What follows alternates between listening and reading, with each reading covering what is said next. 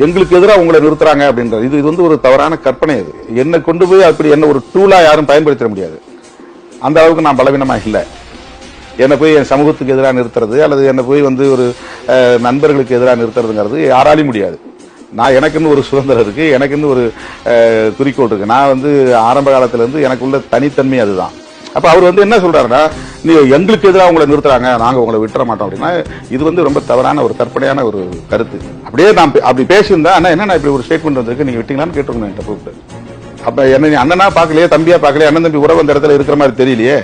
அண்ணன் தம்பி உறவு இருந்திருந்தா அண்ணா இந்த மாதிரி உங்க பேர்ல ஒரு ஸ்டேட்மெண்ட் வந்திருக்கு, உண்மையா அப்படி சொன்னீங்களா, ஏன்னா அப்படி சொன்னீங்க, நீங்க வாங்க கட்டாயம் வரணும், இல்லைன்னா அண்ணன் யாராவது ஒருத்தர் அனுப்புங்க அப்படின்னு நம்ம பேசிருக்கோம்.